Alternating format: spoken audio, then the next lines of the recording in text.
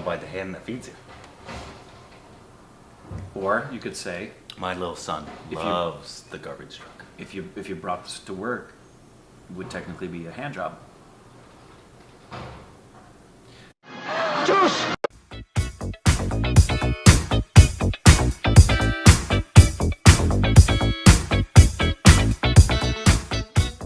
Hey, welcome back to our Stupid Reactions with Corbin. I'm Rick. You said this is from Mr. Potato Head? Emotional damage. Wow. How many videos are you going to say that in? It's so funny, Rick. Not anymore. It is. No, I don't like it anymore. Very comedically I used to humorous. like it Well, until you started overusing it. I used to, like you. Today we got a... yes. Dr. Say this name for me. Emotional damage. It's very funny. Shashi Tharoor. Yes. Yeah, we know we've that. seen many of his. Yes, we obviously, have. Respirations. We've seen many of his videos. Very. Was our? I think our first one was the reparation statement. Yeah.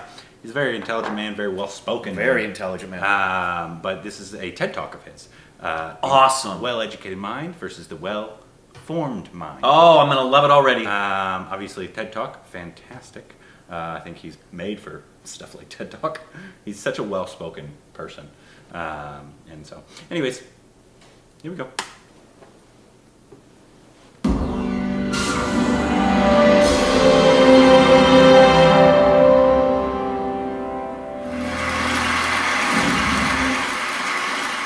I'm here to talk to you about Indian education, higher education in particular, but I'm actually going to start with demography.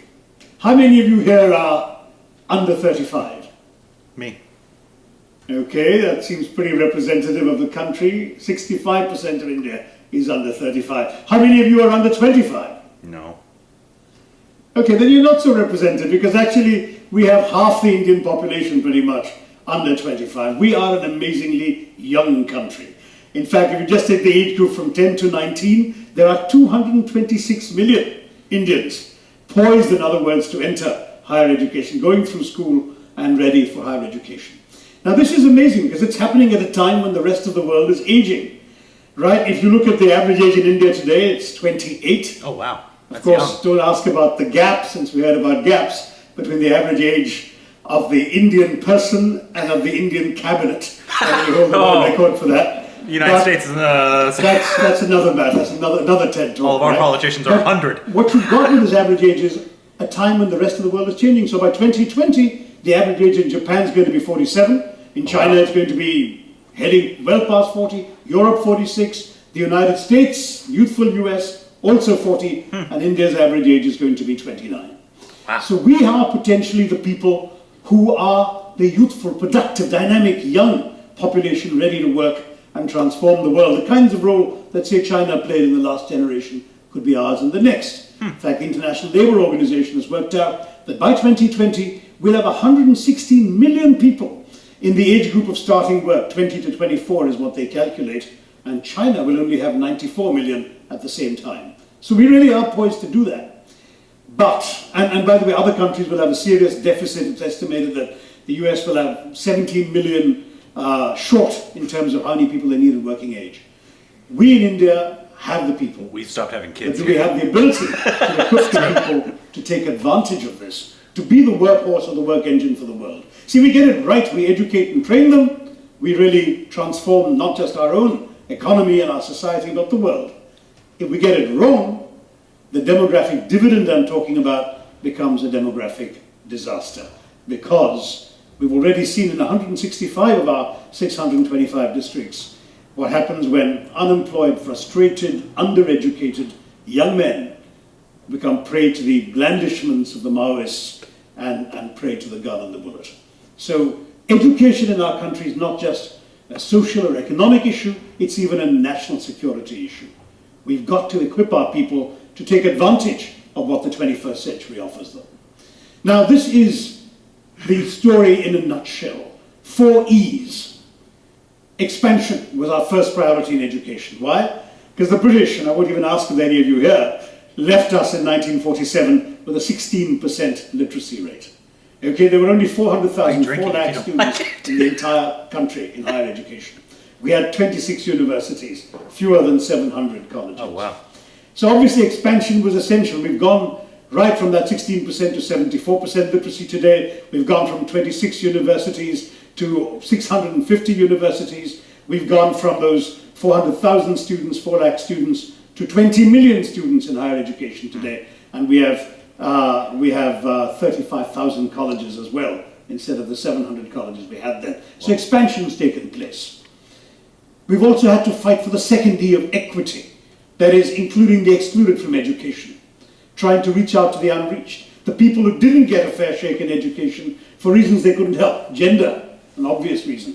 When we had that 16% literacy rate, you know what the female literacy rate was? 8.9% at the time of independence. Just 1 out of 11 Indian women could read and write. Wow. Caste, region, religion, all sorts of people got left out of the system. We had to bring them in. And that became a big challenge and a priority for education. In getting those two things more or less right, I don't know how well we did on the third E, which is the E of excellence.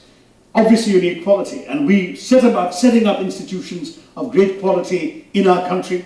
The IITs are a good example. In fact, it's part of Jawaharlal Nehru's vision that the IIT in Kharagpur was established back in 1956, the year I was born, and it was done on the site of a British detention centre, the Hijli Detention Centre.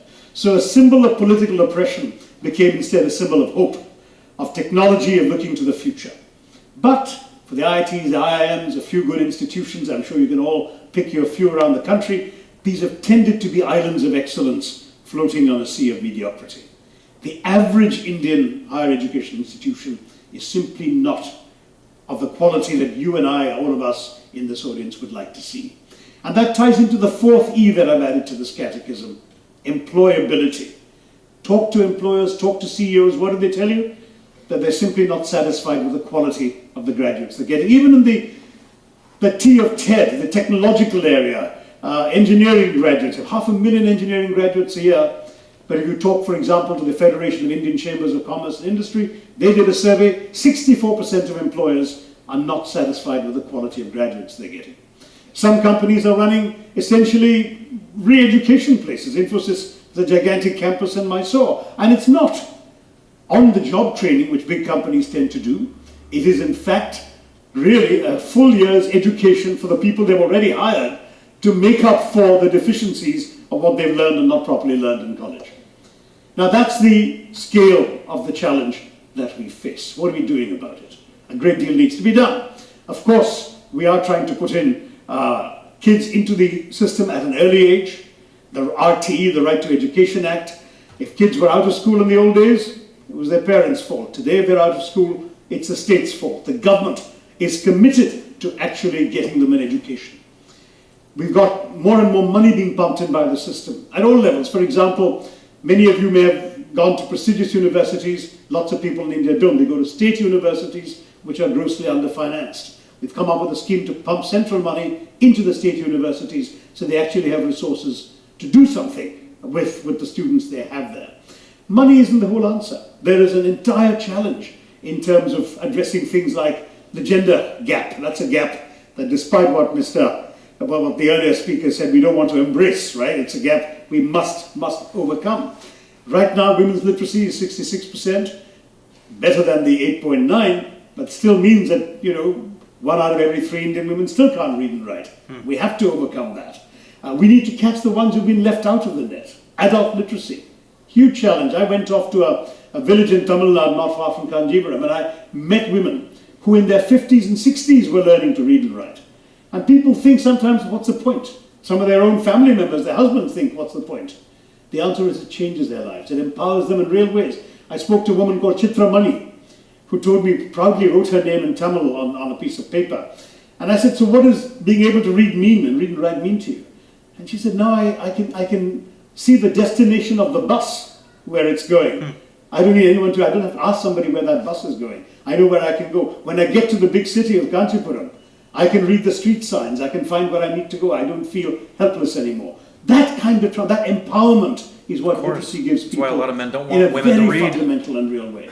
And we're trying to do that, of course, for those who've dropped out early on in the days before we got to that 74%. The younger kids, we've got them into school now. We have something called a gross enrollment ratio, the percentage of children of a certain age, of the age appropriate for a particular level of education. But at primary school now, our gross enrollment ratio is 116%.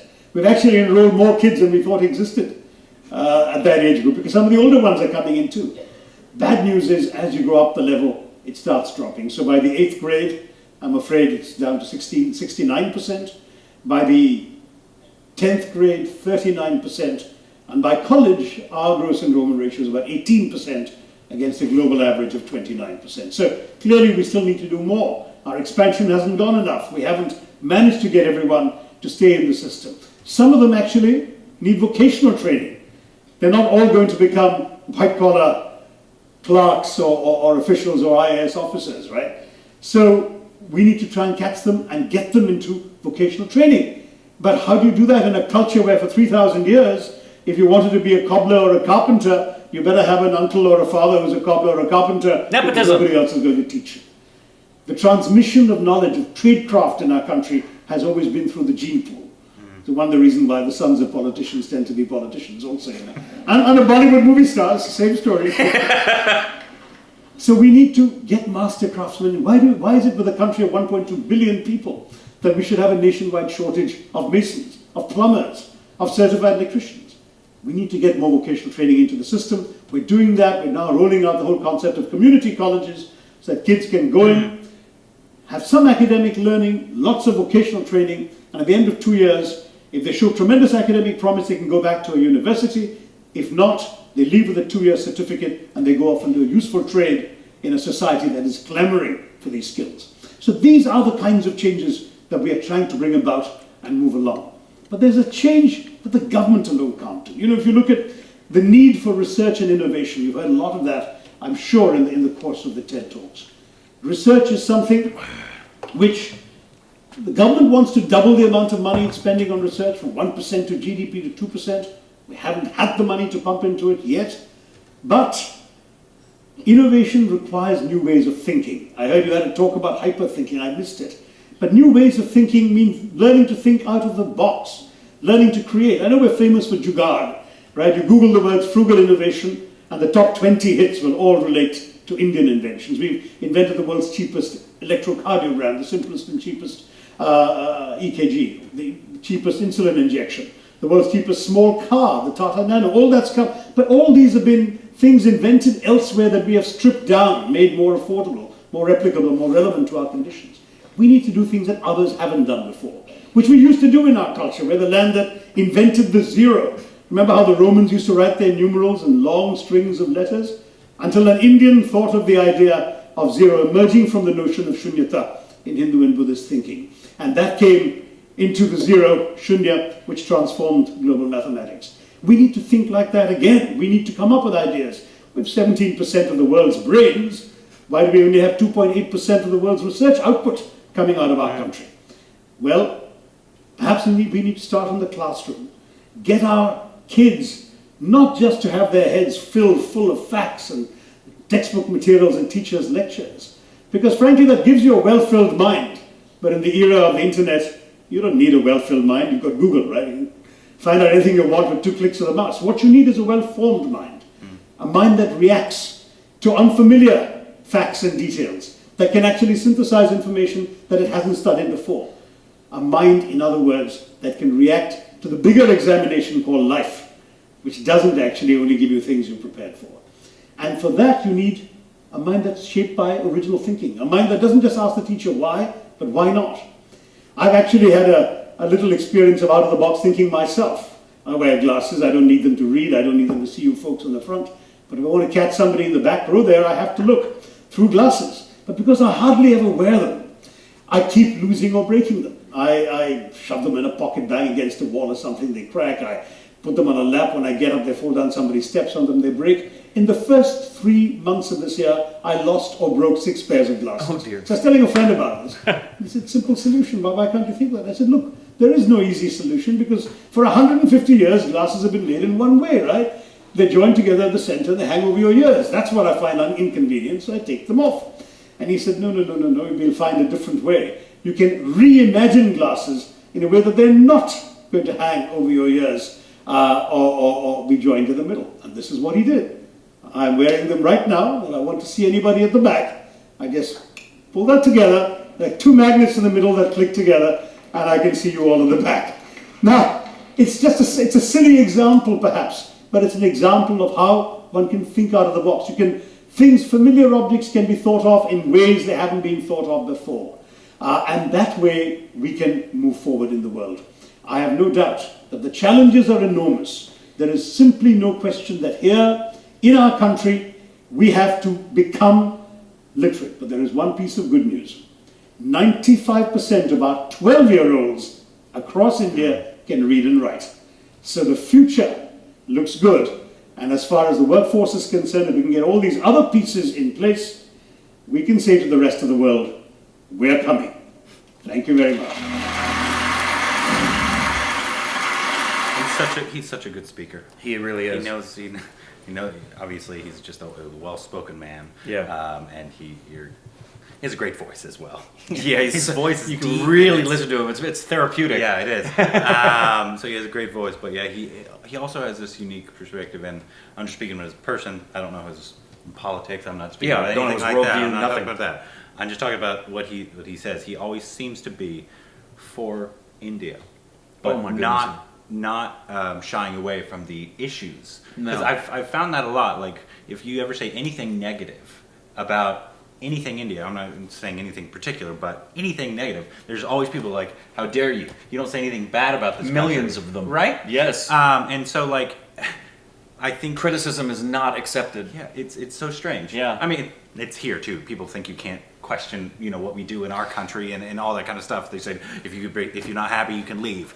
It's not an Indian thing, but No, and I've found it does happen in India a lot. Correct. But he has this love for India, but he wants it to be better. Correct. He's like, we have these issues and we can fix them to Right. make our country a better place for everyone. Well, yeah, it's critical reasoning and logic to be able to look at something and point out the negative within it. And the reason you're pointing out the negative within it is because you're wanting to find a solution. But unfortunately, we live in a world of doorknobs where so many people see you pointing out that which is wrong and they just say, screw you for saying it's bad. And I wasn't saying it was bad, I was saying it was off.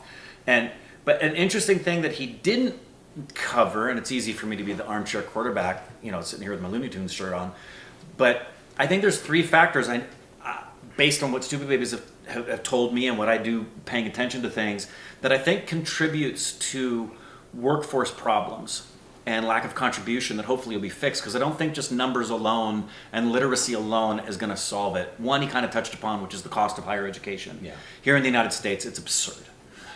It's absolutely absurd. And I think it's that way in most places, that the cost of higher education is so prohibitive. I think also these are kind of linked, these last two I was thinking of when he was talking, and their value in determinism.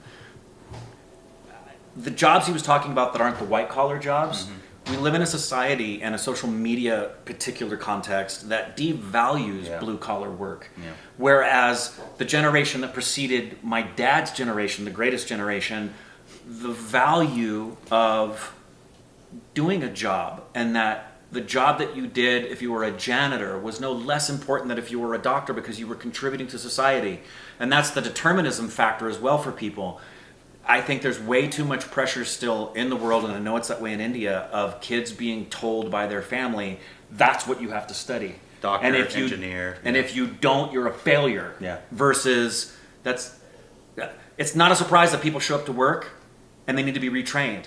They're not doing what they want to be doing. Yeah. They're doing it because the family said they'd do it and they're going to get a good paycheck, but they're not satisfied down inside about doing what they really want to be doing. The lesson that Three Idiots was about. Yes. You're like, I'm doing this because I love it. I love Exactly. engineering, but you love photography, and that's no less good No. than engineering. That's no less noble than No. engineering. And you're not going to find problem solvers who aren't doing what they do unless they love it. I like the example he gave of his glasses. That probably came from somebody who loves to think outside the box, and when they came up with that idea, were thrilled. Not, I have to find a solution for glasses because if I don't, mom and dad said I can't marry this girl. Yeah.